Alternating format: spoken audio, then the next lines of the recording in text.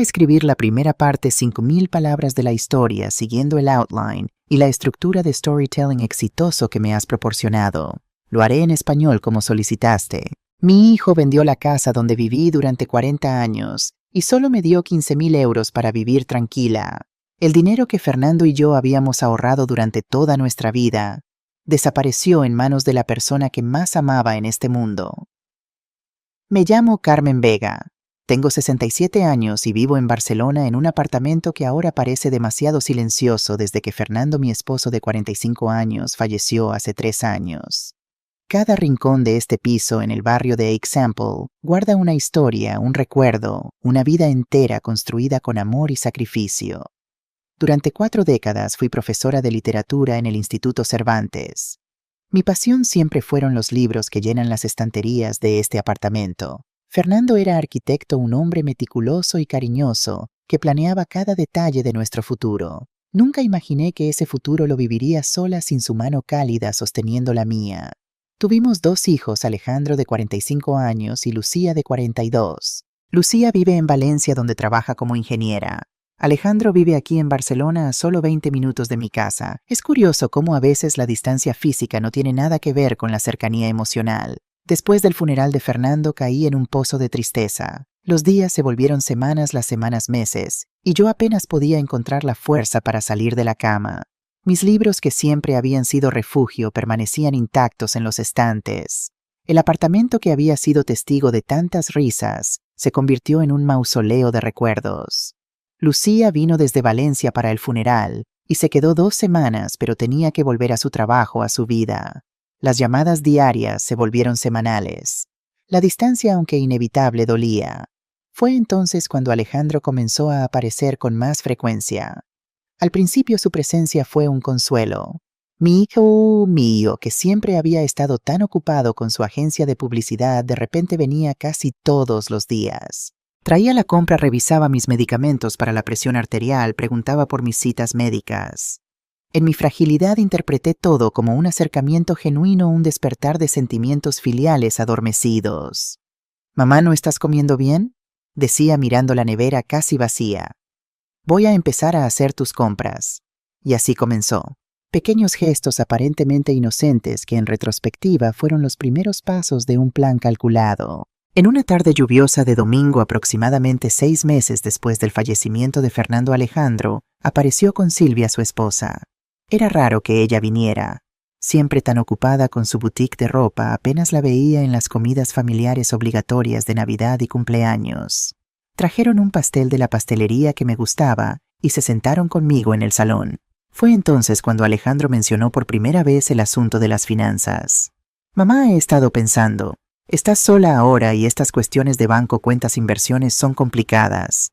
Papá siempre se ocupó de eso, ¿verdad? Creo que deberías dejarme ayudar». Era cierto que Fernando siempre fue más organizado con las finanzas, pero no era como si yo fuera incapaz. Fui jefa del departamento de literatura durante 2 décadas. Administré presupuestos, supervisé equipos. Aún así, en aquel momento de vulnerabilidad, la oferta pareció sensata.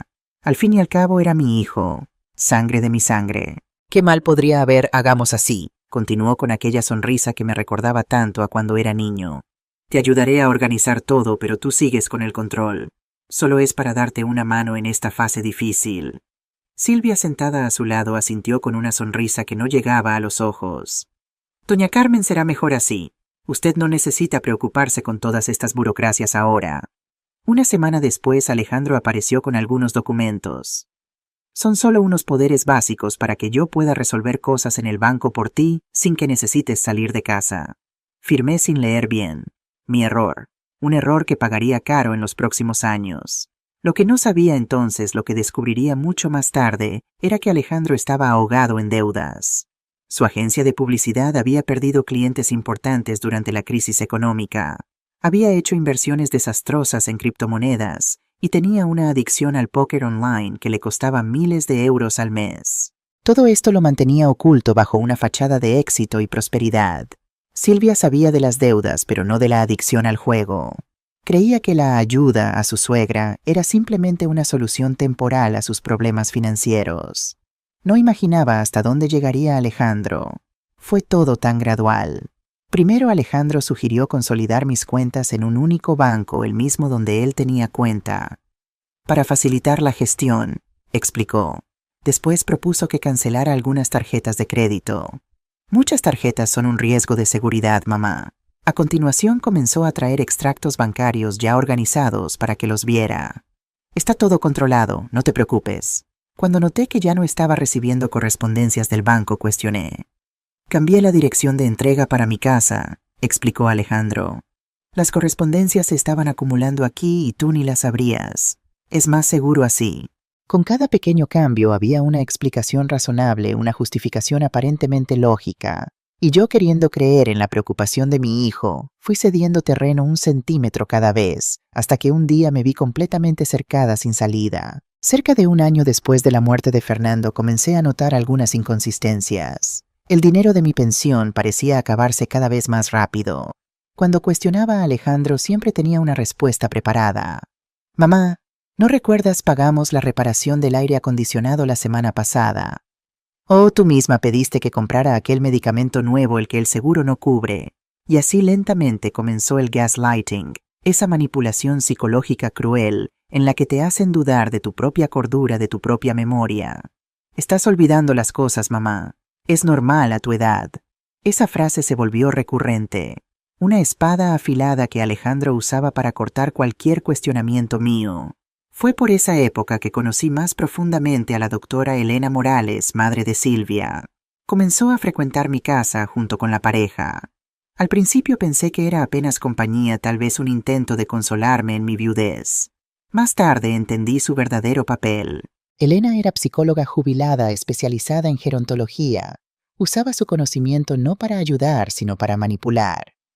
Carmen, esa confusión mental que estás sintiendo es típica del duelo prolongado, decía con aquella voz suave y profesional. Necesitas confiar más en Alejandro. Él solo quiere tu bien. Cuando cumplí 65 años, las cosas empeoraron significativamente. Alejandro apareció con un notario, un hombre de mirada fría que apenas me dirigió la palabra. Trajeron más documentos para que firmara. Es solo una actualización de los poderes, mamá. Nada importante. Esta vez intenté leer, pero Alejandro se impacientó. Mamá, el señor tiene otros compromisos. No podemos pasar toda la tarde en esto.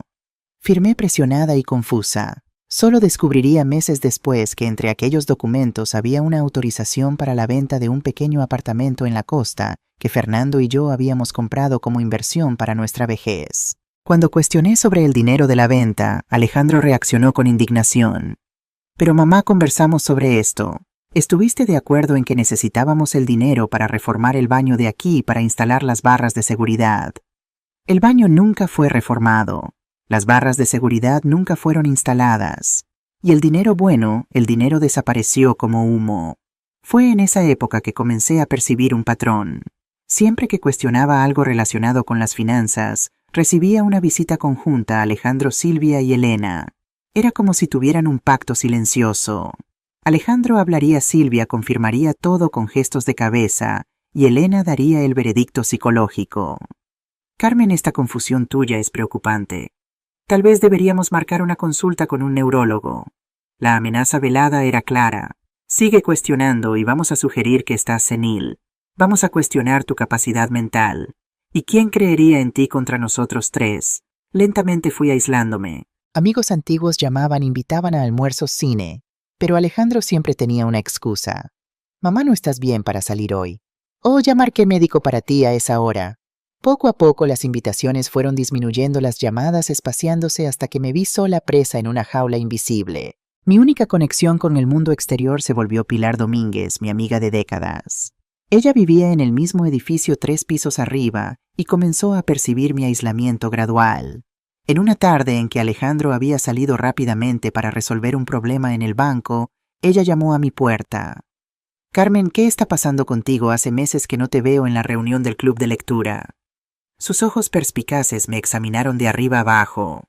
Me di cuenta de que había perdido peso, que mi ropa estaba más holgada que mi cabello, siempre tan cuidado, llevaba meses sin corte. Fue la primera vez que lloré desde la muerte de Fernando. Las lágrimas vinieron como una tormenta de verano, repentinas, intensas, purificadoras.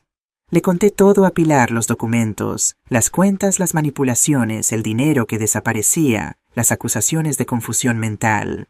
Ella escuchó en silencio, sosteniendo mis manos arrugadas en las suyas, igualmente marcadas por el tiempo.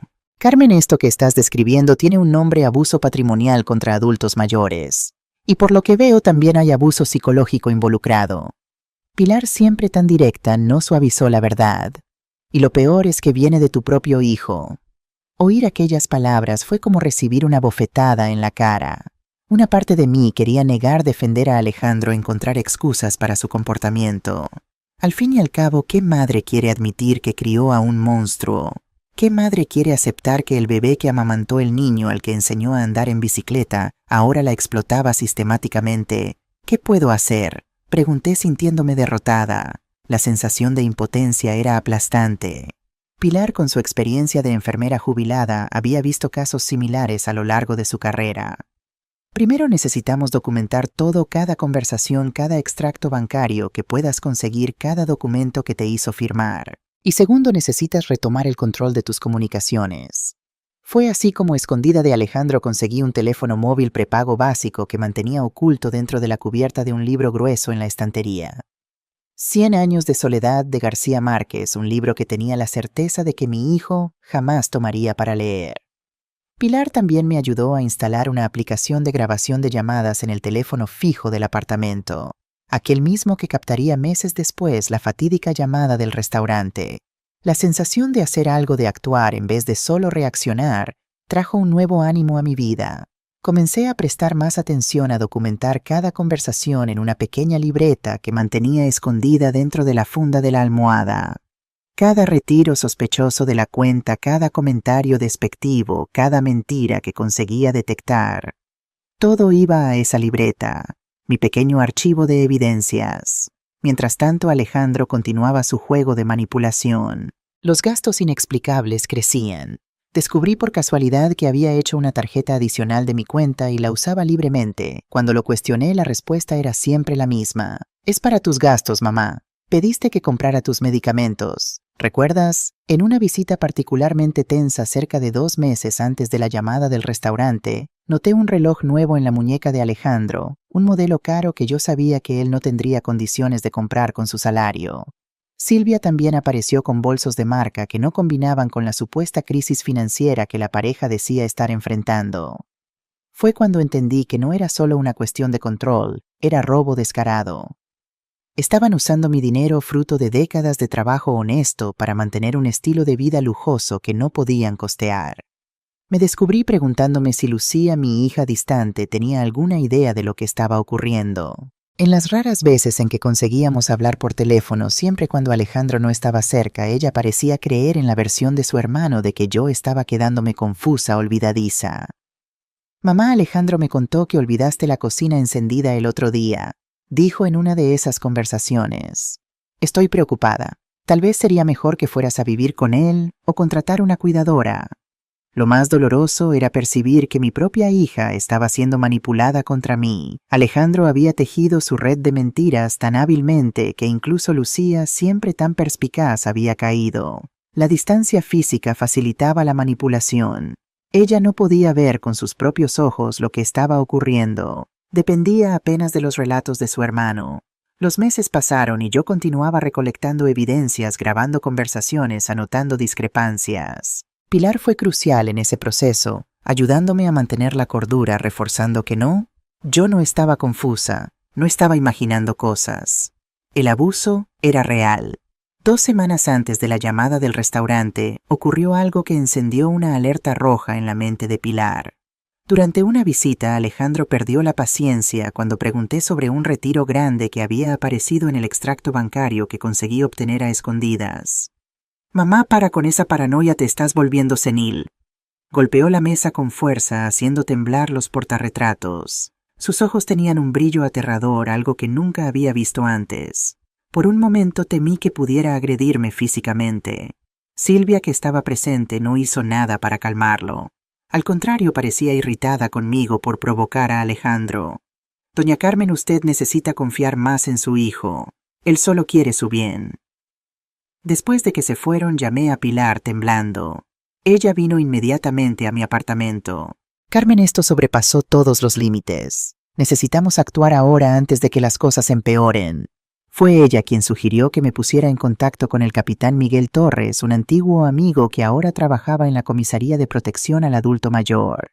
No necesitas hacer una denuncia formal aún si no te sientes preparada, pero él puede orientarte sobre los próximos pasos. A pesar de todo, la idea de denunciar a mi propio hijo me causaba un dolor profundo. ¿Qué madre hace eso? ¿Qué madre entrega a su hijo a la policía? El conflicto interno era desgarrador. Parte de mí todavía esperaba una redención, un momento de arrepentimiento, una disculpa sincera que nunca llegó. Acabé no llamando a Miguel aquel día. Ese fue un error más que me costaría caro. Si hubiera actuado antes, tal vez habría evitado lo que ocurrió en el restaurante. Tal vez me habría ahorrado escuchar esas palabras crueles, vieja inútil. En la víspera de aquella noche fatídica en el restaurante me quedé mirando por la ventana de mi apartamento. Barcelona se extendía frente a mí, sus luces centelleando como estrellas terrenales. 45 años atrás, Fernando y yo habíamos elegido este piso precisamente por esta vista. Aquí criaremos a nuestros hijos, había dicho él, sus ojos brillantes de ilusión y esperanza. Y aquí los habíamos criado. En estas paredes resonaron sus primeras palabras, sus risas, sus llantos. En este suelo dieron sus primeros pasos. En estas habitaciones crecieron, aprendieron, soñaron. ¿Cómo podía ser que el niño que una vez sostuve en brazos, consolé en noches de fiebre, aplaudí en recitales escolares, ahora fuera mi verdugo? Tomé de la estantería el álbum de fotos familiar. Pasé las páginas lentamente contemplando el paso del tiempo a través de imágenes congeladas. Alejandro de bebé, con su sonrisa desdentada. Alejandro con su primer uniforme escolar. Alejandro soplando las velas en su 10º cumpleaños. Alejandro graduándose de la universidad orgulloso con Fernando y yo, flanqueándolo, nuestros rostros radiantes de orgullo. ¿En qué momento se había extraviado aquel niño? ¿Cuándo la ambición y la codicia habían reemplazado al amor? Había sido mi culpa. Lo habíamos malcriado, permitido demasiado, exigido muy poco. ¿O había algo en él, algo intrínseco que siempre había estado ahí esperando el momento oportuno para manifestarse? Cerré el álbum incapaz de seguir torturándome con preguntas sin respuesta. El reloj marcaba las 10:30 de la noche. Me preparé para dormir sin saber que el día siguiente marcaría un punto de inflexión en mi vida, el momento en que finalmente diría basta. Era un jueves por la noche. La llovizna golpeaba suavemente contra las ventanas, creando una melodía melancólica que combinaba con mi estado de ánimo. Estaba envuelta en una manta que yo misma había tejido viendo un programa de cocina. Mi cabello canoso estaba recogido en un moño suelto y usaba los lentes de lectura colgados en un cordón de amatistas que raramente me quitaba un regalo de Fernando. El teléfono sonó a las 9:47 de la noche. Vi el nombre de Alejandro en la pantalla y sentí ese nudo familiar en el estómago, la mezcla de amor maternal y aprensión que ahora acompañaba cada interacción con él. «Mamá, ¿qué demonios has hecho con la tarjeta?» Su voz venía alta, agresiva, con el murmullo de un restaurante elegante de fondo. Inmediatamente activé la aplicación de grabación que Pilar me había instalado. «Buenas noches, Alejandro», respondí intentando mantener la calma. «¿De qué hablas?» «La tarjeta, mamá. Tu tarjeta. Estamos en el Rincón Catalán con Silvia y Elena, y cuando intenté pagar la tarjeta fue rechazada. Cambiaste la contraseña». El Rincón Catalán era uno de los restaurantes más exclusivos del barrio gótico, conocido por sus precios exorbitantes y su clientela selecta. Respiré profundo. «No he cambiado ninguna contraseña, Alejandro. Tal vez el banco detectó actividad sospechosa». «Mentira», me interrumpió. «Lo has hecho a propósito. Sabías que íbamos a cenar aquí. ¿Es esta tu manera de humillarme frente a Silvia y Elena?» Escuché a Elena murmurar algo de fondo, probablemente alimentando la rabia de Alejandro. «Hijo, yo no sabía que iban a cenar allí. No he tocado la tarjeta ni la contraseña. Debe ser un error del banco». «¿Error del banco?» Su risa amarga cortó el aire. «El único error aquí eres tú, vieja inútil». Las palabras me golpearon como un puño físico. Sentí como si todo el aire abandonara mis pulmones de golpe. «Vieja inútil». Las palabras de mi propio hijo cortaron el silencio de mi sala como un cuchillo afilado. «Quiero pagar aquí la cena, G», continuó su voz creciendo en intensidad. «Dime la contraseña antes de que te arrepientas». En ese momento algo cambió dentro de mí. Fue como si un interruptor se activara, como si una fuerza dormida despertara de pronto. 45 años de amor maternal, de sacrificios, de entrega incondicional, chocaron contra esas dos palabras: vieja inútil. Y el resultado fue una claridad repentina, una determinación que no sabía que poseía. «No voy a darte la contraseña, Alejandro», dije con una calma que me sorprendió a mí misma. Del otro lado de la línea, el silencio momentáneo fue seguido por una explosión aún mayor de rabia. Amenazas, insultos, chantaje emocional. El repertorio completo de un abusador acorralado. Y entonces hice algo que nunca había hecho antes: colgué el teléfono en medio de su discurso. Mis manos temblaban, pero mi decisión estaba tomada. Mientras colocaba el teléfono de vuelta en la base, noté que aún estaba funcionando la aplicación de grabación de llamadas que Pilar me había ayudado a instalar días antes. «Por precaución», había dicho ella. Aquel pequeño icono parpadeando en la pantalla del teléfono sería el primer paso de mi liberación, aunque todavía no lo sabía. El reloj de la sala marcaba las 9:53 cuando terminé aquella llamada. Un momento banal para la mayoría de las personas, pero que para mí representó una línea divisoria en mi vida. El antes y el después. La sumisión y la resistencia. El miedo y el coraje. Me levanté despacio, sintiendo el peso de la edad en las rodillas, que ya no eran tan fuertes, y caminé hasta la ventana. La ciudad allá afuera continuaba su vida nocturna, indiferente al pequeño drama que se desarrollaba en el apartamento 4B del edificio Gaudí. Coches pasaban, luces, parpadeaban, personas volvían a casa sin saber que en ese exacto momento una mujer de 67 años decidía que no sería más una víctima. Sabía que Alejandro volvería a casa pronto, más furioso que nunca. Lo que él no sabía era que por primera vez en años yo estaría preparada. No sería más la presa fácil que él esperaba encontrar. Las horas siguientes serían cruciales y necesitaba actuar rápidamente antes de que saliera el sol. Tomé el teléfono móvil escondido y con dedos temblorosos marqué el número que Pilar me había dado semanas atrás. «Capitán Torres, habla Carmen Vega. Creo que necesito su ayuda. Voy a continuar con la parte 2 escribiendo 7000 palabras para desarrollar la historia según lo solicitado». Mientras esperaba la respuesta del capitán Torres al otro lado de la línea, mi corazón latía con fuerza. Había dado el primer paso, pero sabía que el camino que se abría ante mí sería difícil. «Carmen, ¿eres tú?». La voz grave de Miguel Torres transmitía sorpresa y preocupación. «Han pasado años. ¿Estás bien?». Miguel y Fernando habían sido amigos desde la universidad. Compartieron muchas cenas y celebraciones familiares, pero tras la muerte de mi esposo las visitas se espaciaron. La última vez que lo había visto fue en el funeral. «No, Miguel, no estoy bien». Mi voz sonaba más firme de lo que esperaba. «Necesito tu ayuda. Se trata de Alejandro». En los siguientes 15 minutos le relaté todos los poderes notariales, las cuentas vaciadas, la manipulación psicológica, el aislamiento sistemático y finalmente la llamada de esta noche. El silencio al otro lado de la línea era pesado. Cuando finalmente habló, el tono amigable había dado paso a la voz profesional del capitán de policía. «Carmen, lo que estás describiendo son delitos graves: abuso patrimonial contra persona mayor, apropiación indebida, coacciones». Hizo una pausa. «Pero necesito preguntarte algo importante. ¿Estás segura de que quieres seguir adelante con esto?». «Estamos hablando de tu hijo». La pregunta me golpeó con todo su peso. Estaba dispuesta a enfrentarme a mi propio hijo, a llevarlo ante la justicia.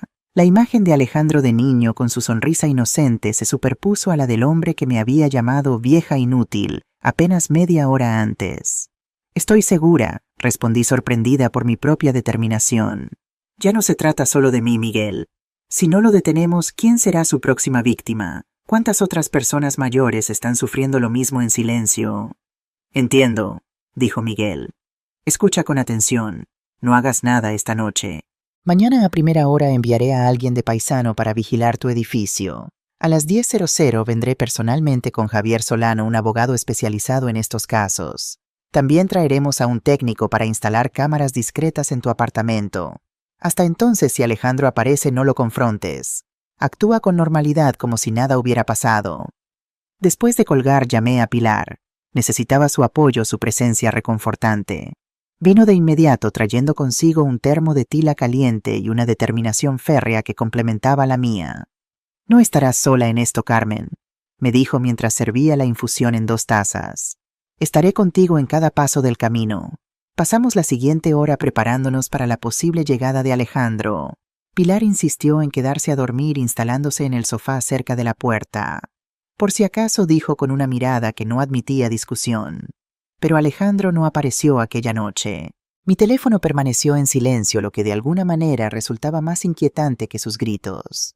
A la mañana siguiente me desperté antes del amanecer. Había dormido sorprendentemente bien, con el sueño profundo de quien finalmente ha tomado una decisión importante. Me vestí con cuidado eligiendo un conjunto azul marino que Fernando siempre decía que me daba un aire de autoridad. Recogí mi pelo en un moño pulcro y me puse el collar de amatistas. Necesitaba sentirme fuerte para lo que vendría. Pilar se despertó poco después y preparó café para ambas. A las 9:00 recibí un mensaje de Miguel. Agente en posición. Todo tranquilo. Exactamente a las 10:00 el timbre sonó. Por la mirilla, reconocí inmediatamente la figura robusta de Miguel Torres, cabello canoso, bien recortado, postura erguida que delataba sus años en la policía y aquellos ojos atentos que parecían ver más allá de las apariencias. A su lado estaba un hombre más delgado de traje oscuro y maletín de cuero que supuse sería Javier Solano. Al abrir la puerta, Miguel me abrazó con afecto, ese abrazo de amigo antiguo que trae confort inmediato. «Carmen, ¿cuánto tiempo?», dijo con una sonrisa triste. «Lamento que nos reencontremos en estas circunstancias». «Yo también, Miguel», respondí sintiendo el peso de los años y las ausencias. «Este es Javier Solano, el abogado que mencioné». El hombre extendió la mano con firmeza. «Señora Vega, es un placer conocerla a pesar de las circunstancias». Les presenté a Pilar, que ya había preparado más café para los recién llegados. Mientras servía las tazas, Miguel me explicó que habían dejado al técnico en el vestíbulo esperando a que termináramos nuestra conversación inicial. Nos sentamos en la sala y Javier Solano abrió su maletín sacando una carpeta con documentos. «Señora Vega», comenzó con tono profesional pero amable. «Antes de entrar en detalles técnicos necesito que comprenda algo importante. Lo que está enfrentando es más común de lo que imagina». Miguel asintió. «Desafortunadamente vemos casos similares casi a diario en la unidad de protección al mayor. El abuso patrimonial contra adultos mayores es una de las formas más subnotificadas de violencia doméstica. Las víctimas raramente denuncian», añadió Javier, «por vergüenza, por miedo, o por amor», completé en voz baja sintiendo el peso de esa palabra. «Exactamente», confirmó el abogado. «El vínculo emocional hace todo más complejo». Durante la hora siguiente relaté en detalle todo lo ocurrido en los últimos años. Mostré la libreta de anotaciones, los extractos bancarios que había conseguido esconder y finalmente reproduje la grabación de la llamada de la noche anterior. Cuando la voz de Alejandro llamándome vieja inútil resonó en la sala, vi a Miguel apretar los puños y a Pilar endurecer el gesto. «Esto es evidencia clara de abuso psicológico», dijo Javier cerrando su bloc de notas. «Combinado con la documentación financiera que ha recopilado, tenemos base para una denuncia formal». Miguel se inclinó hacia adelante apoyando los codos en las rodillas. «Carmen, necesitamos hablar sobre los próximos pasos. Alejandro ciertamente vendrá aquí hoy, probablemente furioso por lo de anoche. Tenemos que estar preparados». Un escalofrío recorrió mi espalda. Conocía bien el temperamento explosivo de mi hijo, especialmente cuando se sentía acorralado. «¿Qué debo hacer?», pregunté. «Primero vamos a instalar cámaras discretas aquí en el apartamento», explicó Miguel. «Necesitamos documentar cualquier interacción futura». Javier complementó. «Y vamos a preparar medidas judiciales para revocar los poderes notariales y proteger su patrimonio. Pero eso lleva tiempo. Por ahora lo importante es su seguridad física». Seguridad física. Nunca pensé que llegaría al punto de temer por mi integridad física con mi propio hijo. ¿Cómo habíamos llegado a este punto? Mientras discutíamos los detalles del plan, Miguel reveló algo que me dejó atónita. «Carmen, hay algo más que debes saber», dijo con expresión grave. «Alejandro no es nuevo en esto. Llevamos varios meses investigándolo por un caso similar». «¿Qué?», exclamé sintiendo como si el suelo se moviera bajo mis pies. «Una mujer mayor, Emilia Sánchez, antigua profesora como tú, presentó una denuncia hace 6 meses. Alejandro manejaba su campaña publicitaria y gradualmente comenzó a asesorarla financieramente. Le robó cerca de 200.000 euros antes de que ella se diera cuenta. La revelación me dejó sin aliento. No era solo yo. Había otras víctimas. Mi hijo no era simplemente alguien que había cometido un error o que había cedido a la tentación en un momento de desesperación. Era un depredador sistemático que se aprovechaba de personas vulnerables. ¿Por qué no lo han detenido ya?, preguntó Pilar indignada. La señora Sánchez retiró la denuncia, explicó Miguel. Recibió amenazas, presiones. Estamos seguros de que fue Alejandro, pero ella se negó a testificar. Sin su testimonio el caso se debilitó considerablemente. Pero con tu caso, Carmen, intervino Javier, y con las pruebas que has recopilado podemos finalmente detenerlo. La idea de que mi denuncia pudiera proteger a otras personas potencialmente vulnerables me dio una nueva determinación. Ya no se trataba solo de recuperar mi dinero o mi dignidad. Era una cuestión de justicia, de prevenir que otros sufrieran lo que yo había sufrido. El técnico, un joven discreto llamado David, instaló pequeñas cámaras ocultas en puntos estratégicos de la sala, y el recibidor, una en el marco de un cuadro, otra en la lámpara de pie, una tercera en el reloj de pared. Tan diminutas que resultaban prácticamente invisibles, a menos que supieras exactamente dónde buscar.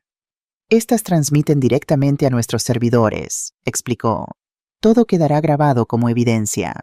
Mientras David trabajaba, Miguel me entregó un pequeño dispositivo del tamaño de un llavero. Es un botón de pánico, dijo. Si en algún momento te sientes amenazada, solo presiónalo. Tendremos un agente en el edificio 24/7 durante los próximos días. Cuando estaban a punto de marcharse, le hice a Miguel la pregunta que había estado rondando mi mente toda la mañana. ¿Crees que vendrá hoy? Miguel intercambió una mirada con Javier antes de responder. Es lo más probable. No podrá resistir la necesidad de controlarte, de asegurarse de que sigues bajo su dominio. Cuando venga, actúa con naturalidad, pero mantén la distancia física. No lo confrontes directamente si estás sola. Avísanos inmediatamente. Me dio un abrazo de despedida más apretado de lo normal. Estaremos vigilando, Carmen. No estás sola en esto. Cuando se marcharon, Pilar sugirió volver a su apartamento para no levantar sospechas si Alejandro aparecía de improviso. Estaré pendiente del teléfono. Llámame con cualquier pretexto si lo necesitas. Me quedé sola en el apartamento, que de repente parecía demasiado silencioso, demasiado grande. Intenté ocuparme con tareas cotidianas, lavar los platos del desayuno, regar las plantas, ordenar los libros que había estado leyendo, pero mi mente no dejaba de volver a la revelación sobre Emilia Sánchez. ¿Cuántas otras personas habría estafado Alejandro? ¿Cuándo había comenzado este patrón de comportamiento depredador? A las 2:43 de la tarde mi teléfono sonó. Era Alejandro. Voy para allá, dijo secamente sin saludos. Necesitamos hablar sobre lo de anoche. Estaré esperando, respondí con una calma que no sentía. Tan pronto como colgué, envié un mensaje a Miguel como habíamos acordado. Su respuesta fue inmediata. Agente informado, mantén la calma. Luego llamé a Pilar con el pretexto de pedirle una receta. Entendió la señal de inmediato. ¿Quieres que me quede contigo cuando él llegue?, preguntó. Pensé por un momento. Tal vez sería mejor enfrentarlo sola. Si Pilar estuviera presente, Alejandro podría contenerse, no mostraría su verdadera cara. No, amiga. Es mejor que te quedes en tu apartamento, pero por favor mantén el teléfono cerca. A las 3:15 en punto el timbre sonó. Respiré profundo 3 veces, como Pilar me había enseñado para controlar la ansiedad. Consciente de las cámaras grabando, me dirigí a la puerta. Abrí la puerta. Alejandro entró como una tormenta sin esperar invitación. Vestía la misma ropa de la noche anterior, señal de que probablemente no había vuelto a casa. Sus ojos estaban inyectados en sangre, la barba por hacer, y un fuerte olor a alcohol emanaba de él. ¿Qué payasada fue esa anoche?, disparó arrojando las llaves sobre el aparador con fuerza innecesaria. Mantuve la voz calmada, aunque mi corazón latía acelerado. Buenos días a ti también, Alejandro. No te hagas la desentendida. Caminaba de un lado a otro de la sala como un animal enjaulado.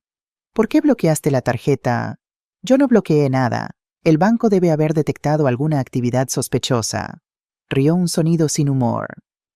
Actividad sospechosa. El único problema es que no confías en tu propio hijo. Me senté en el sofá intentando parecer más calmada de lo que realmente estaba. Sabía que cada palabra estaba siendo grabada tanto por las cámaras como por la aplicación en mi teléfono. ¿Por qué necesitabas mi tarjeta para pagar la cena? ¿No tienes tu propio dinero? La pregunta directa pareció tomarlo por sorpresa. Por un momento vaciló. Entonces la máscara cayó completamente. ¿Mi dinero? ¿Crees que gano lo suficiente para mantener la vida que llevamos? Alguien tiene que cuidarte y eso cuesta, ¿sabes? ¿Cuidarme? Repetí sintiendo crecer la indignación. ¿Es eso lo que llamas cuidar? ¿Insultarme, amenazarme, gastar mi dinero en restaurantes caros? Alejandro se acercó inclinándose sobre mí de manera intimidante. No entiendes nada de finanzas, nunca entendiste. Si no fuera por mí ya lo habrías perdido todo. Mantuve mi mirada fija en la suya, sin retroceder. El único que está haciendo que pierda todo eres tú, Alejandro. Algo cambió en sus ojos, un destello de rabia pura que me hizo temer por lo que vendría a continuación. Agarró mi brazo con fuerza, sus dedos clavándose en mi piel delgada. Escucha bien, vas a llamar al banco ahora y desbloquear esa tarjeta y me vas a dar la nueva contraseña. ¿Entendido? Fue en ese momento que el dolor físico despertó algo dentro de mí, una fuerza que no sabía que aún poseía. Con la mano libre aparté su brazo violentamente. Quita tus manos de mí, no volverás a tocarme nunca más, y no verás un céntimo más de mi dinero. Sorprendido por mi reacción, retrocedió un paso. La confusión en su rostro rápidamente dio lugar a una furia apenas contenida. «Te has vuelto loca de remate», gruñó. «¿Crees que puedes vivir sin mi ayuda? Apenas puedes recordar tomar tus medicamentos correctamente». «Estoy perfectamente lúcida, Alejandro», respondí levantándome para enfrentarlo de igual a igual a pesar de la diferencia de estatura. «Lo suficientemente lúcida para ver en quién te has convertido realmente». Él volvió a reír esa risa cruel que no pertenecía al niño que crié. ¿Y quién va a creerte? ¿La vieja confundida o el hijo dedicado que sacrifica su tiempo para cuidar de su madre senil? Tenemos pruebas, dije simplemente. Aquellas dos palabras causaron un efecto visible. Alejandro se congeló su rostro, una máscara de sorpresa. ¿Pruebas de qué estás hablando? De las transferencias bancarias no autorizadas, de los retiros de los poderes que me hiciste firmar bajo falsos pretextos. Hice una pausa permitiendo que cada palabra penetrara. De la llamada de anoche que fue grabada. El color desapareció de su rostro. Por un momento vi al niño asustado de antaño pillado en alguna travesura. «Estás fanfarroneando», murmuró pero sin convicción. «Llama al Banco Santander y pregunta por qué la tarjeta fue bloqueada», desafié.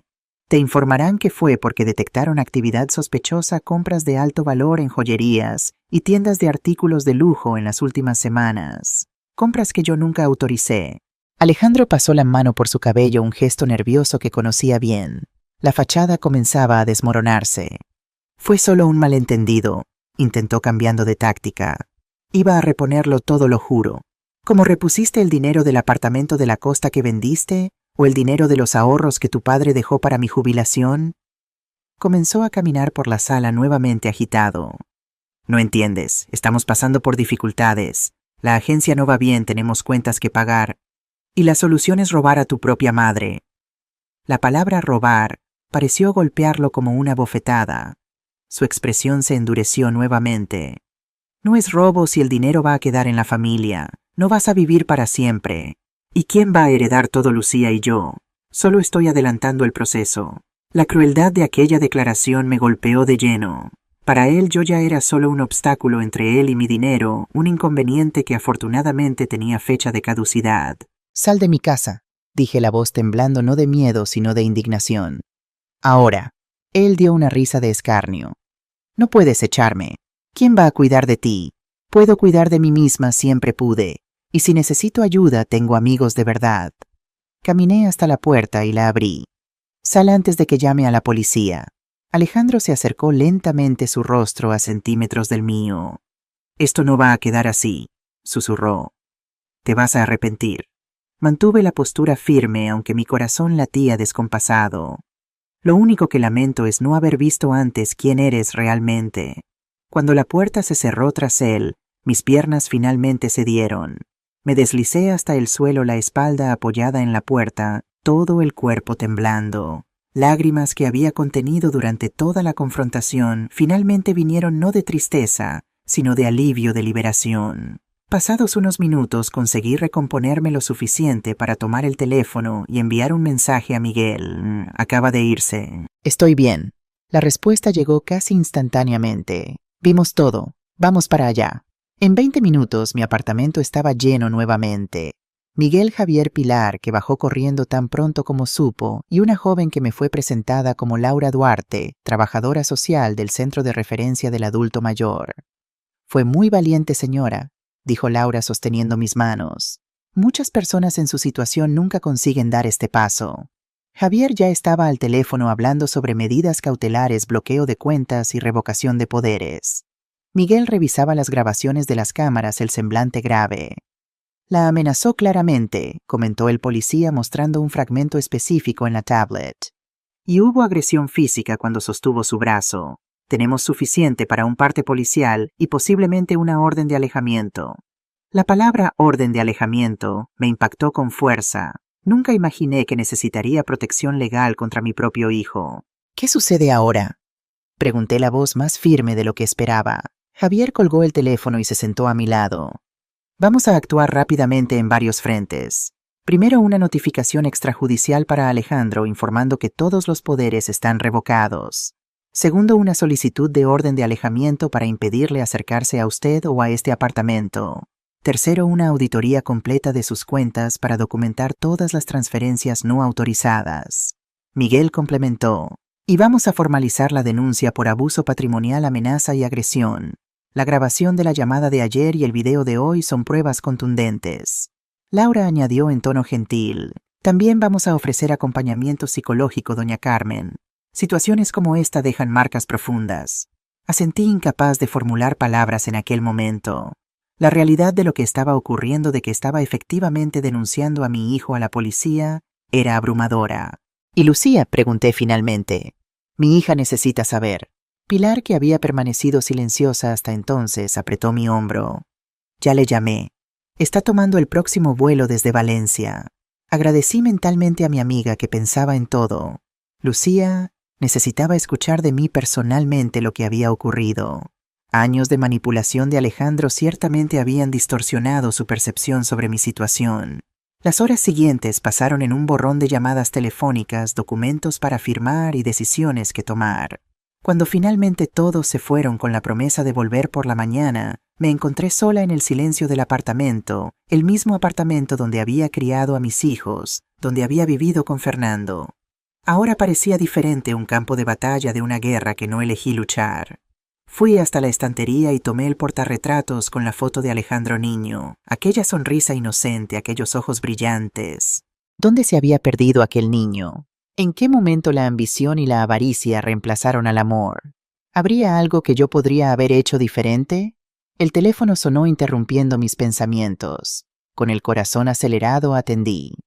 «Mamá», la voz de Lucía estaba embargada. Claramente había llorado. «Es verdad, todo lo que Pilar me contó». Me senté lentamente en el sillón preferido de Fernando, sintiendo el peso de los años y de las decisiones. «Sí, hija, es verdad». Escuché un sollozo del otro lado de la línea. «Lo siento mucho, mamá. Tan profundamente. Él me convenció de que tu memoria estaba fallando, que necesitabas supervisión constante». «No fue tu culpa», respondí sintiendo las lágrimas volver. «Él nos manipuló a todos». «Estoy en el aeropuerto ahora», dijo la voz más firme. «Llego en 3 horas. Vamos a enfrentar esto juntas, mamá. Lo prometo». Cuando colgué sentí una extraña mezcla de dolor y esperanza. El dolor de una familia destrozada por la avaricia, pero la esperanza de reconstruir algo nuevo, algo verdadero con mi hija. Aquella noche dormí un sueño sorprendentemente profundo. El sueño de quien finalmente se ha quitado un peso aplastante de los hombros. El vuelo de Lucía llegó puntual a El Prat. A pesar de mis protestas, Miguel insistió en enviar a un agente para acompañarme al aeropuerto. «Por precaución», dijo, «no sabemos cómo puede reaccionar Alejandro si descubre que Lucía viene». La terminal de llegadas estaba llena de gente, familias esperando a seres queridos, conductores con carteles, con nombres, turistas desorientados consultando mapas. Y allí entre la multitud vi a mi hija Nilla. Había perdido peso desde la última vez que nos vimos, y sus ojos tan parecidos a los de Fernando mostraban signos de insomnio. Pero seguía siendo mi Lucía. Cuando me vio, corrió hacia mí abrazándome con tanta fuerza que casi perdí el equilibrio. «Mamá», susurró su voz quebrada por la emoción. No hubo necesidad de palabras durante varios minutos. Simplemente nos abrazamos dejando que años de distancia y malentendidos se disolvieran en ese contacto. De vuelta en el taxi, Lucía tomó mis manos entre las suyas. No puedo creer que no me diera cuenta, dijo con voz quebrada. Las señales estaban ahí. Las excusas constantes de por qué no podía visitarte, las historias sobre tu deterioro mental, la insistencia en que él manejara todas las comunicaciones. Tu hermano siempre fue muy persuasivo, respondí apretando sus manos. Y estabas a 350 kilómetros de distancia. Era fácil para él controlar la narrativa. Pero debería haberlo cuestionado más haber venido a verte personalmente. ¿Qué clase de hija acepta que su madre está senil sin siquiera visitarla para constatarlo? Una hija ocupada con su propia vida que confía en su hermano, respondí simplemente. No te tortures por eso, Lucía. Lo importante es que estás aquí ahora. Al llegar al apartamento encontramos a Pilar esperándonos con café recién hecho y pasteles de una pastelería cercana. El abrazo entre ella y Lucía fue largo y emotivo. Pilar había sido casi una segunda madre para mis hijos, después de que Fernando y yo los acogimos en nuestro hogar. «Te has quedado tan delgada, niña», regañó Pilar con cariño, examinando a Lucía con ojo crítico. «¿Estás comiendo bien en Valencia?» Lucía rió entre lágrimas. «Algunas cosas nunca cambian, ¿verdad, Pilar?» Durante las siguientes horas puse a Lucía al corriente de todas las evidencias recopiladas, las medidas legales iniciadas, los próximos pasos. Ella escuchó atentamente, ocasionalmente haciendo preguntas, el horror creciendo en su rostro conforme la extensión de la explotación se volvía clara. 300.000 euros, repitió incrédula cuando mencioné el valor identificado por el banco hasta ahora. Dios mío, mamá, ¿cómo pudo? La avaricia es un vicio que nunca se satisface, respondí recordando las palabras que mi padre solía decir. Cuanto más se tiene, más se quiere. Un silencio pensativo se instaló entre nosotras. Finalmente Lucía levantó la mirada de determinación en sus ojos. Él me llamó, dijo. Anoche sentí un apretón en el pecho. ¿Y qué dijo? Su versión, claro. Que estás confusa, paranoica, que inventaste una historia loca de robo porque tienes demencia, que contrataste a un abogado estafador que te está manipulando. Hizo una pausa. Dijo que quieres destruir a la familia. Negué con la cabeza, no realmente sorprendida. Era el siguiente movimiento lógico, intentar poner a mi hija contra mí, crear división, sembrar dudas. ¿Y le creíste? Pregunté suavemente. No, respondió con firmeza. No, esta vez no. Pilar ya me había llamado, antes me había contado todo en detalle. Y además, vaciló. Él sonaba como siempre suena cuando está mintiendo. Ese tono ligeramente agudo, hablando demasiado rápido. Lo percibo desde que éramos niños. Sonreí recordando ese mismo patrón. Como madre yo también siempre supe cuando mis hijos mentían. Era un lenguaje secreto entre nosotros, invisible para los demás. ¿Qué hacemos ahora?, preguntó Lucía. Ahora esperamos, respondí. Miguel y Javier están manejando la parte legal.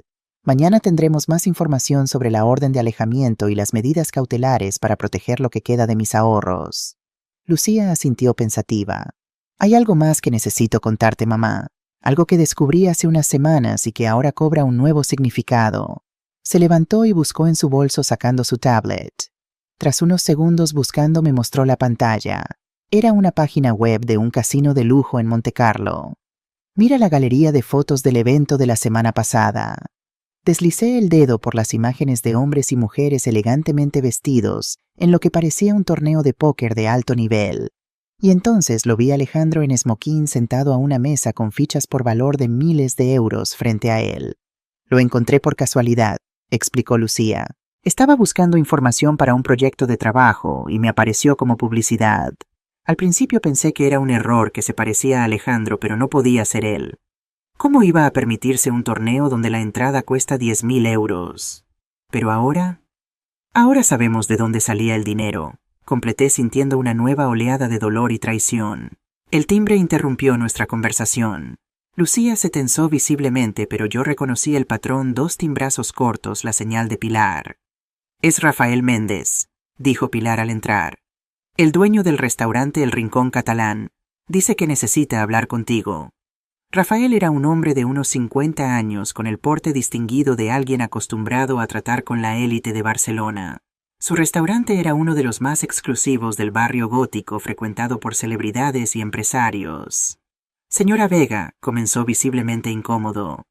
Perdone que la moleste. Su dirección me la proporcionó la policía. El capitán Torres estuvo en el restaurante recogiendo las grabaciones de las cámaras de seguridad de la noche del incidente con su hijo. Sí, Rafael, ¿cómo puedo ayudarle? En realidad es al contrario. Hizo una pausa.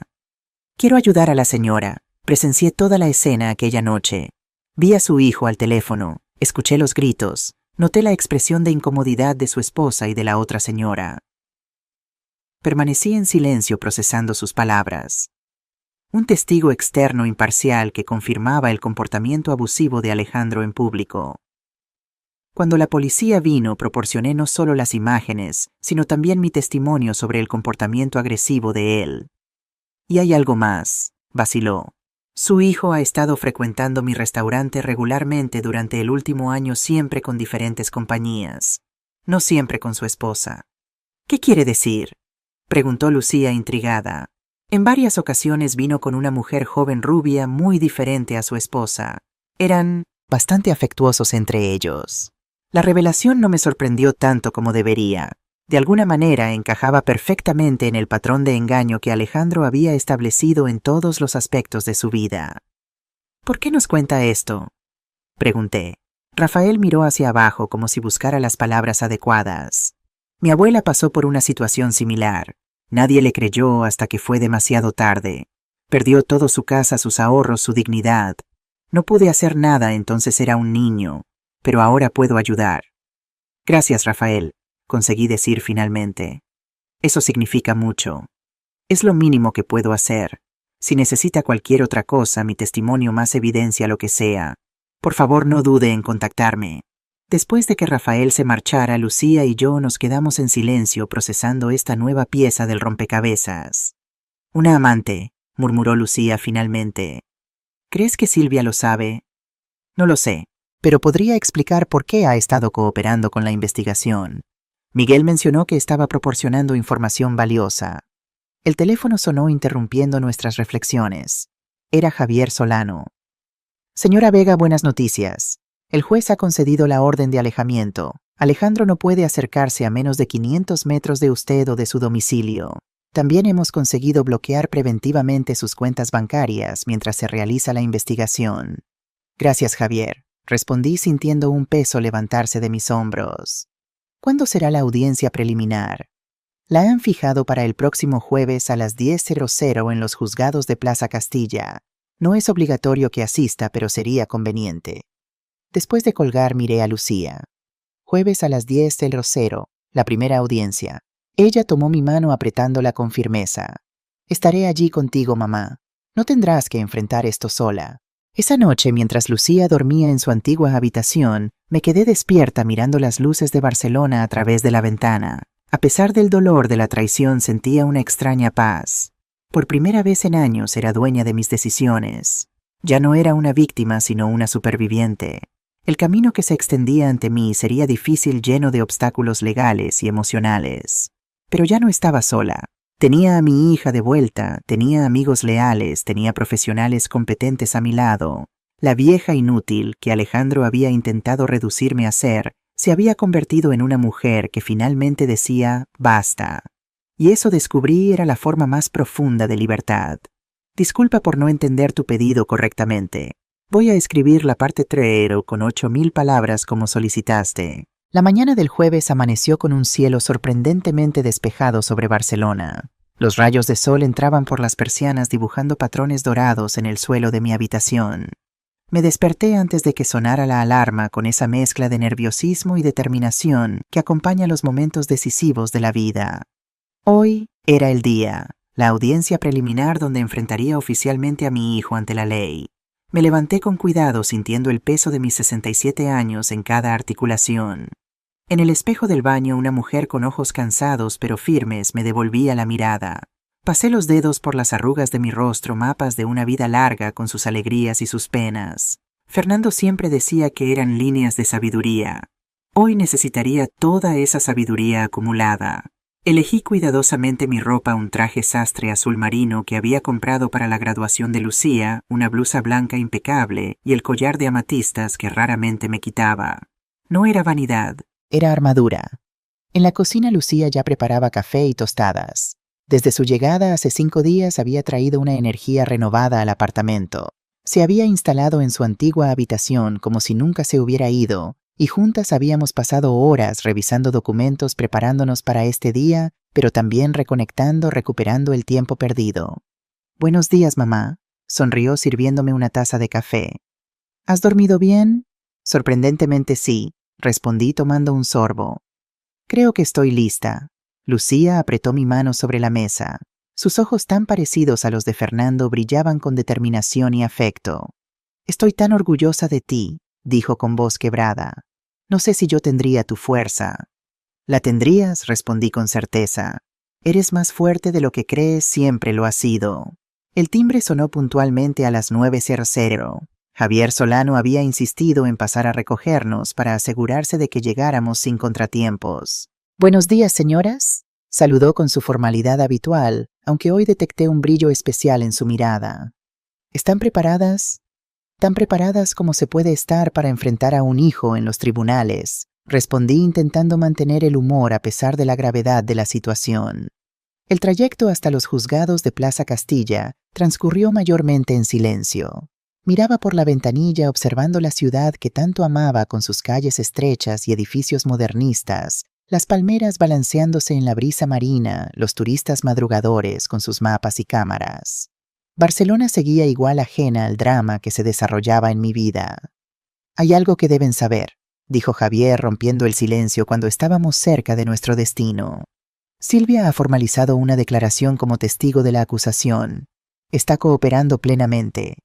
«¿Qué ha dicho exactamente?», preguntó Lucía inclinándose hacia adelante desde el asiento trasero. «Ha confirmado todos los poderes notariales obtenidos bajo engaño, las transferencias no autorizadas, incluso el plan para declarar a doña Carmen incapacitada legalmente». Sentí un escalofrío recorrer mi espalda.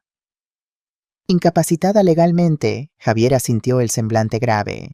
Según Silvia Alejandro, había contactado con un médico dispuesto a certificar un diagnóstico de demencia incipiente sin realizar una evaluación adecuada. Con ese certificado planeaba solicitar la tutela legal completa. Habría tenido control absoluto sobre todos sus bienes y decisiones. Un silencio pesado llenó el coche. La magnitud de la traición planeada me dejó sin palabras. No era solo el dinero lo que Alejandro codiciaba. Era mi libertad, mi autonomía, mi dignidad como ser humano. «Dios mío», murmuró Lucía horrorizada. «Es monstruoso». «Lo es», concordó Javier. «Y es precisamente por eso que el juez ha tomado este caso con especial interés. El abuso patrimonial contra adultos mayores está recibiendo más atención judicial últimamente, pero casos con este nivel de premeditación y manipulación psicológica son particularmente alarmantes». Al llegar a los juzgados, Miguel Torres nos esperaba en la entrada. Su presencia sólida y tranquilizadora me recordó por qué Fernando siempre había confiado tanto en él. Carmen me saludó con un abrazo cálido. «Lucía», asintió hacia mi hija. «Todo está preparado. La jueza Ana Martín está asignada al caso. Tiene reputación de ser justa pero firme». El edificio de los juzgados era imponente y frío, un laberinto de pasillos y puertas idénticas. Seguimos a Javier hasta una pequeña sala de espera donde varias personas aguardaban su turno para diversos procedimientos. Reconocí inmediatamente a Laura Duarte, la trabajadora social que había conocido días atrás, quien me saludó con una sonrisa reconfortante. Y entonces lo vi. Al otro lado de la sala, sentado junto a un hombre de mediana edad que supuse sería su abogado, estaba Alejandro. Nuestras miradas se cruzaron por un instante. Pareció sorprendido de verme allí, como si hubiera esperado que me acobardara en el último momento. Desvió la mirada rápidamente, murmurando algo a su abogado. «No tienes que hablar con él», me recordó Miguel en voz baja. «De hecho, con la orden de alejamiento en vigor, él no debería acercarse a ti». Asentí agradecida por el recordatorio. Alejandro parecía demacrado, con ojeras pronunciadas y el traje arrugado. Una parte de mí, esa parte obstinadamente maternal que nunca desaparece por completo, sintió una punzada de preocupación. Reprimí ese sentimiento inmediatamente. Hoy no era día para la compasión mal entendida que me había llevado a esta situación. Mientras esperábamos, noté la llegada de una mujer que me resultó familiar. Tardé un momento en reconocerla sin su habitual maquillaje impecable y ropa de diseñador. Era Silvia acompañada por una mujer mayor que supuse sería su madre, la doctora Elena Morales. A diferencia de Silvia, que parecía genuinamente arrepentida con los hombros hundidos y evitando mirar en nuestra dirección, Elena mantenía una postura rígida y desafiante. Cuando nuestras miradas se cruzaron, percibí en sus ojos no arrepentimiento, sino cálculo. Esta mujer, que había usado sus conocimientos de psicología para manipularme, para hacerme dudar de mi propia cordura, seguía considerándose por encima de las consecuencias. A las 10:05 un funcionario judicial apareció en la puerta. Caso Vega contra Vega. Las partes pueden pasar. Sentí un nudo en la garganta. Vega contra Vega. Hasta el nombre del procedimiento subrayaba la tragedia familiar que estábamos viviendo. La sala de audiencias era más pequeña de lo que imaginaba, más funcional que imponente. La jueza Ana Martín, una mujer de aproximadamente 50 años, con cabello canoso recogido en un moño severo, nos observó con atención mientras tomábamos asiento. Alejandro y su abogado se sentaron al otro lado de la sala. Silvia en un espacio intermedio, separada tanto de nosotros como de su marido. Elena se situó en las filas traseras junto con otros observadores. La audiencia comenzó con las formalidades legales: identificación de las partes, lectura de las acusaciones, verificación de la presencia de los abogados. La voz de la jueza era clara y precisa, sin inflexiones innecesarias. Esta es una audiencia preliminar para evaluar las evidencias presentadas por el Ministerio Público contra el acusado Alejandro Vega Vega, imputado por abuso patrimonial contra persona mayor, apropiación indebida, amenazas y violencia psicológica, explicó ajustando sus gafas. Dadas las circunstancias especiales de este caso involucrando relación familiar directa, antes de proseguir formalmente quisiera saber si existe interés de las partes en un intento de conciliación. Javier se levantó inmediatamente. Su señoría, mi cliente está abierta a discutir compensación financiera por los valores comprobadamente desviados, pero insiste en la continuidad del proceso criminal dada la gravedad de los actos cometidos. El abogado de Alejandro también se manifestó.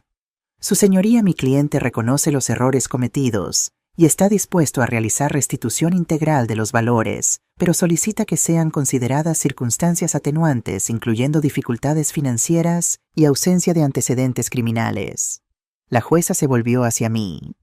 Señora Vega, ¿desearía manifestarse? No había planeado hablar, pero súbitamente sentí la necesidad de expresar lo que estaba guardado hace tanto tiempo. Me levanté con las piernas ligeramente temblorosas. Su señoría, no estoy aquí hoy movida por venganza. Estoy aquí porque creo que las acciones deben tener consecuencias. Mi hijo no solo me robó financieramente, me robó mi paz, mi confianza, mi dignidad. Hice una pausa manteniendo la voz firme. El dinero es importante, y sí quiero recuperarlo, pero más importante para mí es que él entienda lo que hizo que otras personas como él entiendan que los adultos mayores no somos presas fáciles, que no nos quedaremos callados, que merecemos respeto. Un silencio respetuoso siguió a mis palabras. La jueza asintió levemente. Su posición queda registrada, señora Vega. Vamos a proseguir. Las siguientes 2 horas fueron intensas. El fiscal presentó las evidencias recopiladas, extractos bancarios que mostraban transferencias sospechosas, documentos notariales obtenidos mediante engaño, testimonios de empleados bancarios que habían notado irregularidades, la grabación de la fatídica llamada telefónica y, lo más impactante, el video de Alejandro agrediéndome físicamente en mi propio apartamento. Cuando la grabación mostró el momento en que Alejandro agarraba mi brazo con fuerza, noté que Lucía, sentada a mi lado, se tensaba visiblemente. Le tomé la mano tanto para tranquilizarla como para recordarle que estaba bien, que habíamos sobrevivido a esto. Luego vino el testimonio de Silvia. Con voz quebrada por momentos describió cómo lo que comenzó como una supuesta ayuda a una suegra en duelo se convirtió gradualmente en un plan sistemático de explotación financiera. Al principio creí que era genuina preocupación, explicó. Alejandro decía que su madre estaba deprimida, que no podía manejar sola sus asuntos tras la muerte de su padre. Pero con el tiempo vi cómo el dinero desaparecía, cómo aparecían cosas caras en nuestra casa. Cuando pregunté siempre había excusas. ¿Y por qué no intervino antes?, preguntó la jueza. Silvia bajó la mirada. miedo y vergüenza. Para cuando entendí la magnitud de lo que estaba pasando me sentía cómplice. Y luego... Sí, instó la jueza. Descubrí que no era solo a su madre a quien estaba engañando. Había otra mujer, y otro apartamento pagado con el dinero de doña Carmen. Un murmullo recorrió la sala. Vi a Alejandro hundirse en su asiento, la fachada de control completamente desmoronada. La declaración más sorprendente, sin embargo, vino de Rafael Méndez, el dueño del restaurante. Describió con precisión el comportamiento de Alejandro durante la cena fatídica, su arrogancia, su furia cuando la tarjeta fue rechazada, la evidente incomodidad de Silvia y Elena. Pero fue su testimonio sobre las visitas previas lo que causó mayor impacto. El señor Vega frecuentaba mi restaurante regularmente, siempre pagando con la tarjeta a nombre de doña Carmen. En muchas ocasiones venía con una mujer joven rubia, definitivamente no su esposa. Gastaban cantidades exorbitantes en vinos y champán. Miguel presentó entonces los registros de la tarjeta de crédito que confirmaban el patrón: restaurantes de lujo, hoteles, joyerías. Todo pagado con mi dinero, mientras yo vivía cada vez más austeramente, convencida de que mis finanzas se estaban agotando naturalmente. Cuando la fiscalía terminó su presentación, el abogado de Alejandro intentó construir una defensa basada en supuestas dificultades financieras y estrés psicológico, sugiriendo que su cliente había actuado bajo presión, no con malicia premeditada. Pero incluso él parecía poco convencido de sus propios argumentos frente al peso abrumador de las evidencias. Finalmente la jueza habló. Dada la solidez de las pruebas presentadas y la gravedad de las acusaciones, determinó la continuación del proceso criminal contra el acusado Alejandro Vega Vega. Se mantiene la orden de alejamiento en vigor y se establece como condición adicional que el acusado deposite judicialmente en el plazo de 30 días el valor íntegro identificado en las pericias como habiendo sido apropiado indebidamente. Miró directamente a Alejandro. Señor Vega, entienda que la relación familiar no exime de responsabilidad legal. Al contrario, el abuso de confianza hacia un progenitor constituye un agravante en este tipo de delitos. Mientras recogíamos nuestras cosas preparándonos para salir, noté que Alejandro seguía mirándome fijamente, no con rabia o desafío como esperaba, sino con algo que parecía casi súplica. «Quiere hablar contigo», murmuró Javier notándolo también. «Es tu decisión si quieres permitirlo, pero yo no lo recomendaría sin la presencia de los abogados». Vacilé. Parte de mí quería evitar cualquier contacto, preservar la distancia emocional que había conseguido establecer. Pero otra parte, esa parte obstinadamente maternal, que nunca desaparece completamente, quería oír lo que él tenía que decir. «Podemos conversar aquí mismo», decidí, con todos presentes. Javier hizo una señal al abogado de Alejandro, quien conferenció brevemente con su cliente antes de asentir. Nos encontramos en el centro de la sala, ahora casi vacía, con los abogados Lucía y Miguel, formando un círculo protector a nuestro alrededor. De cerca, el deterioro físico de Alejandro era aún más evidente. El hombre, otrora vanidoso y siempre impecablemente arreglado, parecía desgreñado, con la barba por hacer y ojeras profundas. «Mamá», comenzó la voz ronca. «No me llames así», interrumpí sorprendida por la firmeza de mi propia voz. «Perdiste ese derecho cuando decidiste tratarme como un obstáculo, no como tu madre». Él retrocedió como si hubiera recibido una bofetada. Doña Carmen entonces se corrigió tragando saliva. «Sé que no hay disculpa para lo que hice. No estoy pidiendo perdón. Solo quería que supiera que voy a devolver cada euro. Ya vendí el coche, estoy vendiendo el apartamento». «No se trata del dinero», corté nuevamente. «Nunca lo fue. Se trata de confianza, se trata de respeto, se trata de dignidad». Hice una pausa organizando mis pensamientos. «Me llamaste vieja inútil. Es así como me veías, como una carga inútil buena solo por el dinero que podías extraer de mí». Alejandro desvió la mirada, incapaz de enfrentar la pregunta directa. Su silencio fue respuesta suficiente. «Pensé que te había enseñado valores mejores», continué la voz más suave ahora. «Tu padre y yo trabajamos tanto para darte a ti y a Lucía una vida buena, una educación moral sólida. ¿En qué punto decidiste que explotar a tu propia madre era aceptable?» «Fueron las deudas al principio», murmuró. «La agencia estaba quebrando. Teníamos acreedores golpeando la puerta. Fue solo una vez, pensé solo un préstamo que devolvería». Pasó la mano por su cabello desgreñado. «Después se volvió demasiado fácil. Usted confiaba tanto en mí y yo me acostumbré a tener ese dinero, ese estilo de vida. La franqueza inesperada me tomó por sorpresa. No había justificación en sus ojos, solo una confesión desnuda y cruda de la progresión del abuso. Tienes idea del daño que causaste no solo financiero sino emocional. Me hiciste dudar de mi propia cordura, Alejandro. Me aislaste de mis amigos. Me hiciste sentir que era una carga que no merecía respeto. Mi voz falló ligeramente. Eso es algo que ningún dinero puede reparar. Él asintió lentamente, los ojos ahora húmedos. Lo sé, y tendré que vivir con eso por el resto de mi vida. Una pausa pesada. Silvia me dejó. Nos estamos divorciando. Perdí mi empleo cuando la noticia del proceso se difundió. Perdí todo. No sentí la satisfacción que quizás él esperaba con aquella revelación. Solo una tristeza profunda por el desperdicio de confianza de amor de una familia que podría haber sido diferente. Hiciste tus elecciones, Alejandro. Ahora tendrás que convivir con las consecuencias. Miré a Lucía, que observaba la escena con expresión tensa. Tal vez un día muy en el futuro podamos encontrar algún tipo de paz, pero por ahora lo único que puedo ofrecer es la promesa de que este proceso seguirá su curso legal sin interferencias emocionales de mi parte, ni para peor ni para mejor. Con esas palabras di la conversación por terminada. Salimos de los tribunales en silencio, cada uno perdido en sus propios pensamientos. El cielo de Barcelona estaba cargado, anunciando una de las tormentas rápidas e intensas tan características de la ciudad. En el coche, Lucía finalmente rompió el silencio. Fuiste increíble allá adentro, mamá. Tan firme, tan digna. No me siento increíble, confesé. Me siento exhausta, como si hubiera corrido una maratón emocional. Y lo fue, respondió ella suavemente. Enfrentaste a tu propio hijo en un tribunal, expusiste una historia dolorosa, mantuviste tu integridad todo el tiempo. Si eso no es fuerza, no sé qué es. 3 días después recibimos la notificación oficial. La jueza había determinado la continuación del proceso criminal contra Alejandro, aceptando íntegramente las acusaciones hechas por el Ministerio Público. Silvia, por su colaboración, recibiría beneficios legales en su propio proceso. Elena enfrentaría acusaciones separadas por complicidad.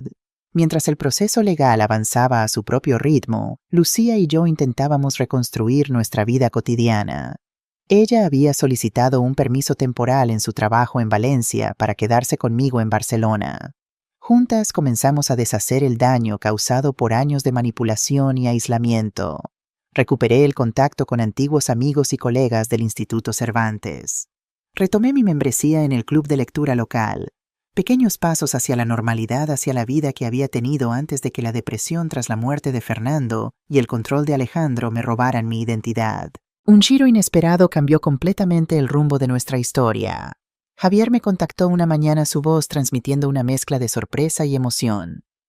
Doña Carmen, necesito verla urgentemente. Ha surgido algo que podría cambiar todo. 1 hora después, Javier estaba en mi sala con un sobre manila grueso sobre la mesa. Sus ojos brillaban con una intensidad que no le había visto antes. Esto llegó a mi oficina esta mañana. Proviene del bufete Gómez y Asociados. Aparentemente el señor Fernando Vega, su difunto esposo, dejó instrucciones específicas con ellos. Debían entregarme este sobre si alguna vez usted se involucraba en un proceso legal contra Alejandro. Mi corazón dio un vuelco. Fernando sabía que esto podía pasar. Al parecer sí, y se preparó para ello. Javier empujó suavemente el sobre hacia mí. Creo que debería abrirlo usted misma. Con manos temblorosas abrí el sobre. Dentro había documentos legales, fotografías antiguas y una carta manuscrita con la inconfundible caligrafía de Fernando. Comencé a leer. Mi querida Carmen, si estás leyendo esto, significa que lo que siempre temí ha ocurrido. Alejandro finalmente mostró su verdadera naturaleza y tú encontraste la fuerza para enfrentarlo. Hay algo que nunca te dije, algo que he cargado como un secreto durante décadas. Hace años mi tío Vicente me legó una propiedad en las afueras de Barcelona, cerca de Montserrat. En aquel momento era una parcela rural sin mayor valor. Decidí mantenerla como una inversión silenciosa, separada de nuestras finanzas habituales. Con el crecimiento de la zona, esa propiedad ha adquirido un valor considerable. He mantenido esta propiedad en un fideicomiso bajo el nombre de mi hermana Isabel, que aceptó ser la administradora legal, sabiendo que todo era realmente para ti. El motivo de este secreto era simple. Siempre percibí algo preocupante en Alejandro. Desde pequeño mostró señales que me inquietaban: la manipulación sutil, la falta de empatía, la obsesión por las posesiones materiales. Quería asegurarme de que tuvieras un respaldo económico que él no pudiera tocar en caso de que algún día intentara aprovecharse de ti. Este fideicomiso solo podía ser revelado si alguna vez te enfrentabas a Alejandro legalmente, pues sería la prueba definitiva de que finalmente habías visto lo que yo siempre temí ver. Hay algo más que debes saber, Carmen, algo que tal vez explique muchas cosas. Alejandro no es mi hijo biológico, siempre lo supe. Llegaste a nuestro matrimonio embarazada de tu relación anterior con Eduardo, aquel profesor de universidad. Decidí criarlo como propio. Nunca mencionamos el asunto y con el tiempo casi olvidamos esa verdad. Pero quizás eso explique por qué siempre sentí una distancia con él que nunca existió con Lucía. No te culpo por nada. Te amé desde el primer día hasta el último. Solo lamento no haber estado ahí para protegerte cuando finalmente ocurrió lo inevitable. Isabel está al tanto de que recibirías esta carta. Ella te ayudará con la transferencia de las propiedades. Úsalas sabiamente, mi amor. Reconstruye tu vida y, si es posible, usa parte de ese dinero para ayudar a otros en situaciones similares. Siempre tuviste un corazón generoso. Con amor eterno, Fernando. Las lágrimas corrían por mis mejillas cuando terminé de leer. Lucía, que había permanecido en silencio a mi lado, también lloraba. Javier nos dio un momento para procesar todo aquello. Los documentos adjuntos son todos legales y en orden, dijo finalmente.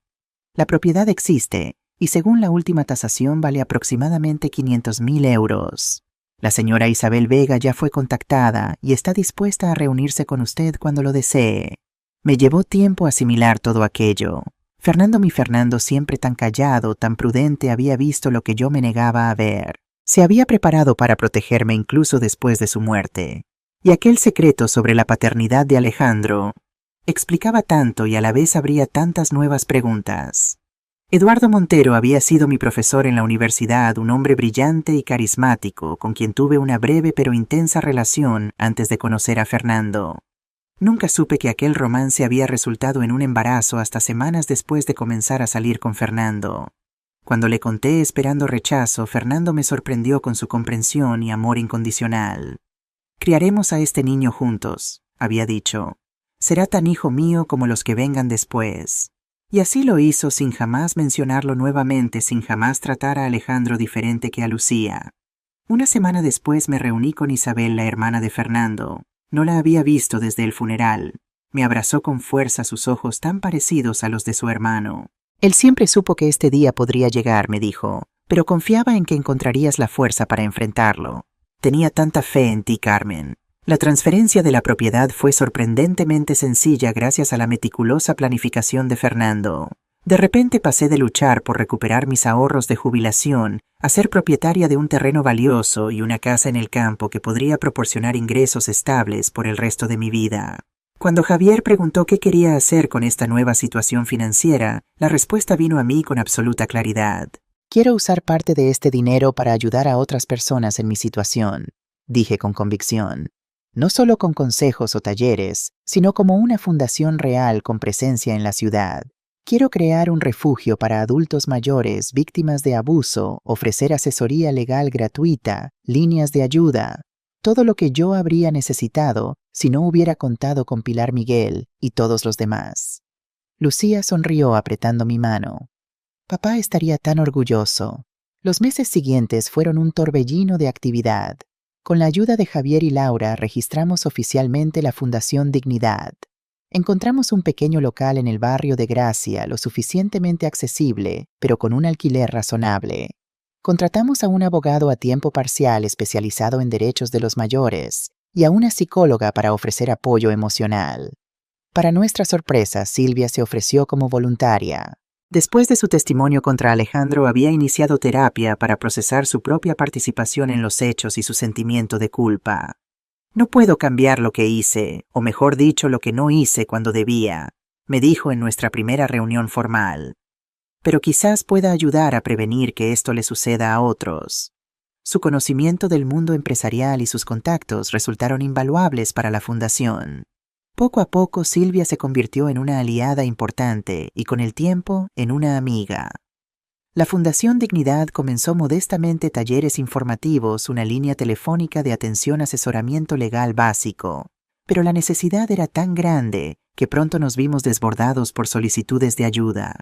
Historias similares a la mía, a veces incluso peores, llegaban día tras día. Teresa, una mujer de 82 años, cuyo sobrino había vaciado sus cuentas bancarias.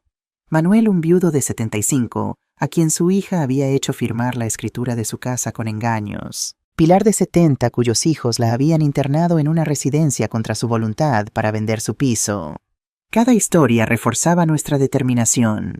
La fundación se convirtió en un faro para aquellos que, como yo, habían sido víctimas de abuso pero se negaban a seguir siéndolo. Lucía decidió quedarse en Barcelona. Encontró un puesto en una empresa de ingeniería local y se involucró activamente en la fundación, aportando su experiencia en organización y tecnología. Su presencia constante fue uno de los mayores regalos de este difícil proceso. A los 6 meses de nuestra apertura recibimos una noticia inesperada. La revista local Barcelona Hoy quería hacer un reportaje sobre nuestro trabajo. La periodista Marta Gómez pasó 2 días entrevistándonos y observando nuestras actividades. ¿Qué la motivó a crear la fundación?, me preguntó durante nuestra conversación. La experiencia personal, por supuesto, respondí sinceramente, pero también la constatación de que mi caso no era único ni excepcional. El abuso contra adultos mayores es una epidemia silenciosa. Las víctimas callan por vergüenza, por miedo, por amor mal entendido hacia sus abusadores. Alguien tenía que romper ese silencio. El artículo resultante, titulado «Dignidad a cualquier edad, la mujer que transformó su trauma en esperanza», ocupó la portada del suplemento dominical. El teléfono de la fundación no dejó de sonar durante semanas. Poco después recibimos una invitación para presentar nuestro trabajo en un congreso sobre derechos de los adultos mayores en Madrid. Era la primera vez que hablaría públicamente sobre mi experiencia, y los nervios amenazaban con paralizarme. «No tienes que hacerlo si no te sientes preparada», me aseguró Lucía la noche anterior mientras repasábamos mi presentación en el hotel. «Necesito hacerlo», respondí con determinación. No por mí, sino por todos aquellos que aún no han encontrado su voz. El auditorio estaba lleno de profesionales de la salud, trabajadores sociales, abogados, representantes de asociaciones de mayores. Cuando subí al escenario, mis manos temblaban ligeramente. Pero al comenzar a hablar compartiendo mi historia sin filtros ni vergüenza, sentí una fuerza creciente, como si cada palabra pronunciada fuera un ladrillo en la reconstrucción de mi identidad. «Me llamó vieja inútil», dije hacia el final de mi presentación. Esas 2 palabras fueron como una bofetada que me despertó de años de manipulación y abuso. Hoy estoy aquí para decirles que ninguno de nosotros es inútil, independientemente de nuestra edad. Tenemos valor, tenemos dignidad, tenemos derechos. Y tenemos la responsabilidad de alzar la voz no solo por nosotros mismos, sino por todos aquellos que aún no pueden hacerlo. La ovación que siguió me tomó por sorpresa. Personas de todas las edades se pusieron de pie aplaudiendo con lágrimas en los ojos. Entre ellos, en la primera fila, estaba Lucía, su rostro radiante de orgullo. Ese día marcó un antes y un después para la fundación. Las invitaciones a conferencias se multiplicaron. Los medios nacionales comenzaron a interesarse por nuestro trabajo. Recibimos donaciones y ofertas de colaboración de otras organizaciones.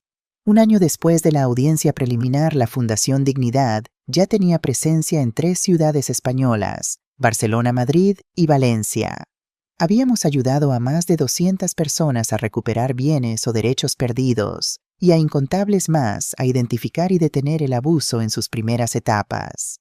En cuanto a Alejandro, fue sentenciado a 4 años de prisión, con posibilidad de régimen semiabierto después de cumplir la mitad de la condena.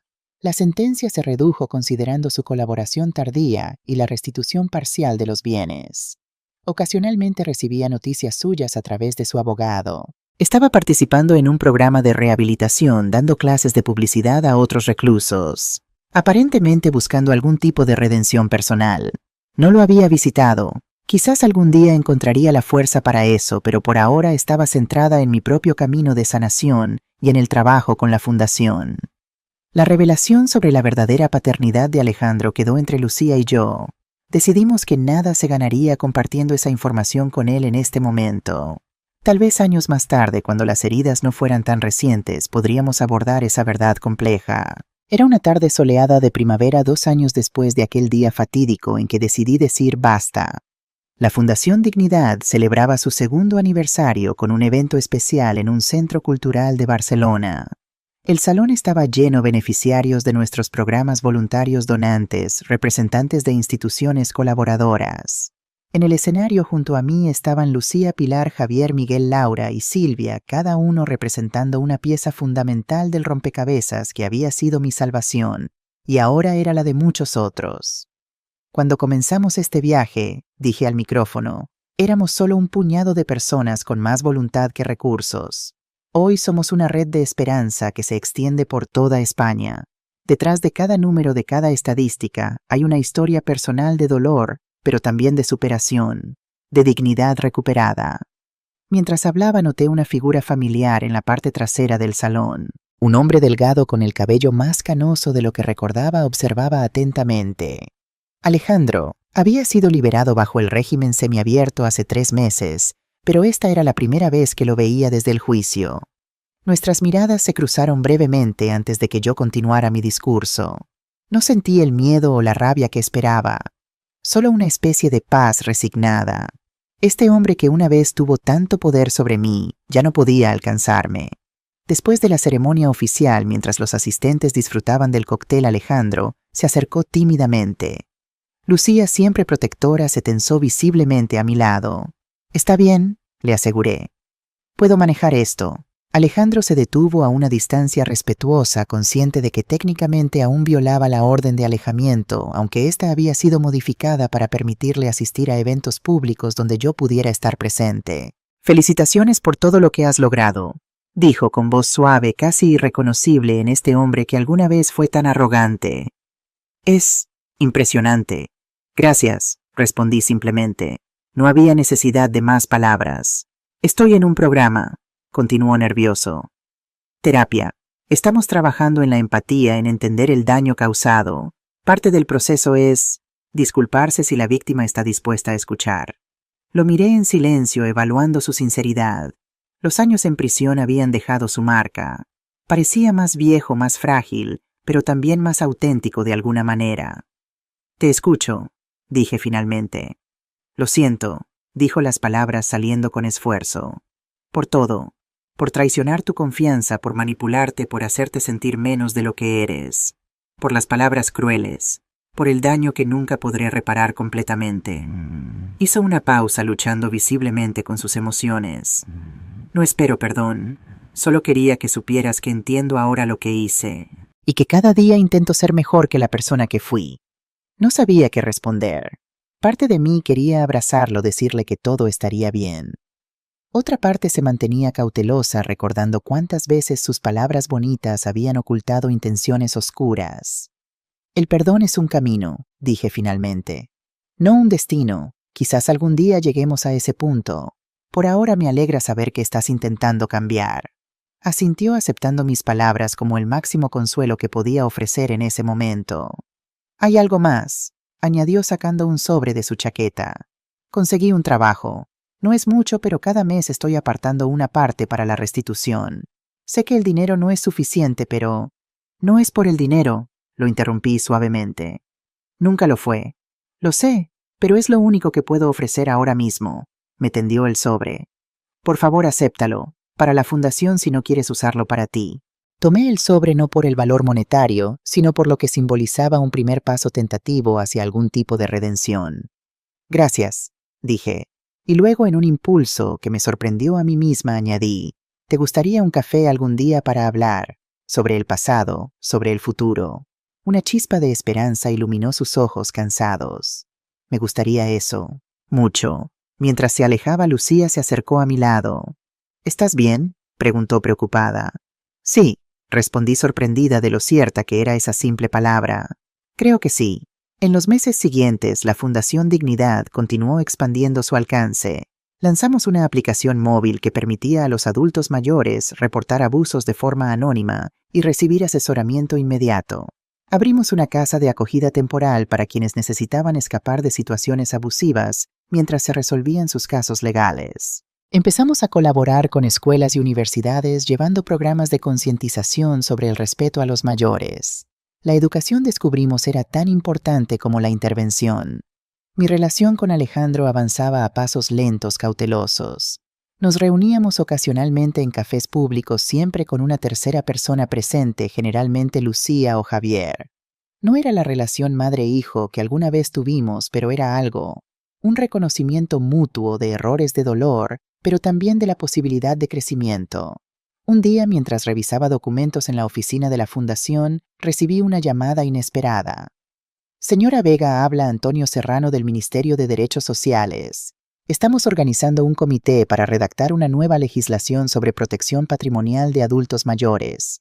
Nos gustaría contar con su experiencia y la de su fundación. Esa llamada marcó el inicio de una nueva fase en nuestro trabajo, la incidencia política. Durante los siguientes meses trabajé estrechamente con legisladores y expertos para desarrollar propuestas que fortalecieran la protección legal de las personas mayores. La Ley Dignidad, como la llamaron los medios, fue aprobada un año después. Establecía procedimientos más rigurosos para la verificación del consentimiento en transacciones financieras importantes, involucrando a personas mayores, creaba un registro nacional de casos de abuso patrimonial y reforzaba las penas para los culpables. El día de la promulgación de la ley, a mis 70 años, me encontré en el Congreso de los Diputados, rodeada de políticos activistas y personas mayores que habían luchado junto a mí por este logro. Cuando me invitaron a decir unas palabras, pensé en todo el camino recorrido desde aquella noche en que mi hijo me llamó vieja inútil. Esta ley no es solo un conjunto de normas, dije al micrófono. Es una declaración de principios. Es nuestra sociedad diciendo claramente que la edad no disminuye nuestro valor como seres humanos, que nuestros derechos no caducan con los años, que nuestra dignidad es inalienable. Mirando hacia el público, vi rostros emocionados, muchos de ellos marcados por el tiempo como el mío. También vi a Lucía, a Pilar, a Miguel, a Javier, a Silvia. Todas las personas que habían sido parte de mi renacimiento. Y en la última fila, discretamente, estaba Alejandro, asintiendo con respeto. En ese momento sentí una presencia casi tangible a mi lado, como si Fernando estuviera allí sonriendo con orgullo. Quizás lo estaba. A los 70 años, concluí. No estoy terminando un capítulo de mi vida. Estoy comenzando uno nuevo, y es posiblemente el más significativo. Porque ahora sé con una certeza que solo la experiencia puede dar, que cada uno de nosotros tiene el poder de transformar el dolor en propósito, la injusticia en cambio, y el fin aparente en un nuevo comienzo. La edad no es un límite. Es una plataforma desde la que podemos alcanzar alturas que ni siquiera imaginábamos cuando éramos jóvenes. Mientras el público se ponía de pie en una ovación, sentí una paz profunda. La vieja inútil, que una vez fui llamada, se había convertido en una fuerza de cambio social. Un testimonio viviente de que nunca es tarde para reclamar nuestra dignidad y usar nuestra voz para crear un mundo mejor. Y todo comenzó con una simple decisión aquella noche de invierno: colgar el teléfono y decir: